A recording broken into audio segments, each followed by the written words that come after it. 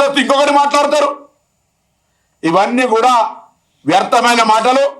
మీ drama, మీ యొక్క కథ అంతా కూడా కేసీఆర్ గారి స్క్రిప్ట్ పెట్టి ఆనంద్ కూడా చెప్పినాం. భారతీయ జనతా పార్టీ తెలంగాణ శాఖను నడిపేది టిఆర్ఎస్ పార్టీ. వాళ్ళకి ఎప్పుడైతే జాతీయ పార్టీకి టిఆర్ఎస్ సేవలు, టిఆర్ఎస్ యొక్క ఆకాంక్షలు అవసరమో ఆ స్థాయిలో పార్లమెంట్ పరంగా వీళ్ళు అక్కడ ఉపయోగపడతారు. ఉపయోగానికి వీళ్ళకి అటువంటి సాన్నిహిత సంబంధం ఉంది. లేదంటే కాళేశ్వరం ఏటీఎం అని కాంగ్రెస్ చెప్పింది ఎప్పుడు? కాళేశ్వరం ఏటీఎం అని ఇదే టిఆర్ఎస్ నాయకులు. లిక్కర్ స్కామ్ కవిత గారు అరెస్ట్ చేస్తాం, కవిత గారు అరెస్ట్ చేస్తాం, ఇదే బీజేపీ నాయకులు. ఏటీఎం బీజేపీ నాయకులే స్లోగన్, లిక్కర్ స్కామ్ బీజేపీ నాయకులదే. కేసీఆర్ అవినీతి పరులు, ఇంత పెద్ద అవినీతి కుటుంబ పాలన లేదని గౌరవ ప్రధానమంత్రి గారి నుంచి గల్లీ లీడర్ దాకా మాట్లాడి ఇలా మీరు విచారణ చేపట్టకపోతే మీ యొక్క శాంటిటీ, మీ యొక్క నీతి, మీకు ఉండబడే విధాన పరణం మీద ప్రజలందరికీ ఒక ఆలోచన వస్తూ ఉంది. దయచేసి ఆలోచన చేయండి. మీరు మాట్లాడే ముందు ఒకసారి విచక్షణ ఉపయోగించండి. కేసీఆర్ తొత్తుగా మారితే ఇంత పూర్తిగా బాధ్యత రహితంగా తొత్తుగా మారకండి. ఎవరు చూస్తే కూడా నవ్వుతారు తెలంగాణలో బిడ్డలు.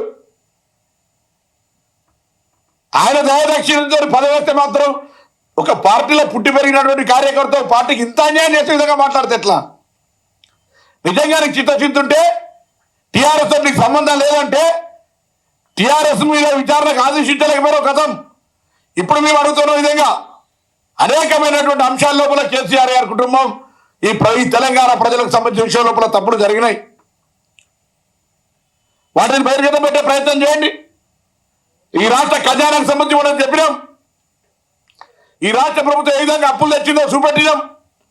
ఈ రాష్ట్రం ఏ విధంగా షోకులోకి అయిందో, ఖాళీ ఖజానాతో ఎట్లుందో చూపెట్టాం. దానికి నడపడానికి కేంద్రం నుంచి ఏ విధంగా సహకారం చేస్తావో చెప్పు. మేము చెప్పినటువంటి 6 గ్యారెంటీలు సోకులు పడడానికి ఎవరు కాదు. పేద ప్రజలకు గత 10 సంవత్సరాలుగా ఇల్లు కట్టినటువంటి ప్రభుత్వం మాట ఆ ప్రజలకు ఇల్లు కట్టియడానికి. ఏ పేద ప్రజలకైతే మిగతా అవకాశాలు కావాలనో ఆ అవకాశాలు ఇవ్వడానికి కొరకు మా ప్రభుత్వం కృషి చేస్తుంటే దాని మీద కూడా అప్లికేషన్ల ప్రక్రియ కొనసాగుతుంటే దాని మీద రాజకీయం చేసే విధంగా మాట్లాడుతూ ఉన్నారు. ఇది మంచిది కాదు. కిషన్ రెడ్డి గారు, మీరు నిజంగా టీఆర్ఎస్ అవినీతి పట్ల కన్సర్న్ ఉన్నట్టయితే మా విచారణకు మేము చేపట్టే జ్యుడిషియల్ విచారణకు సహకారం చేయండి. లేదా కేంద్ర మంత్రిగా సిబిఐ విచారణకు లేఖ రాయండి. లేదా బాధ్యత నుంచి తప్పుకొని సపరేట్గా కేసీఆర్ భజన కొడుతూ ఉండండి. ఇది కాంగ్రెస్ పార్టీ.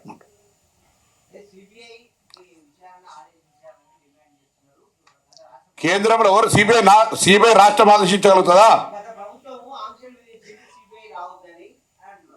ఇప్పుడు లేఖ రాయమని అవన్నీ ఆంక్షలు తీసేస్తాం.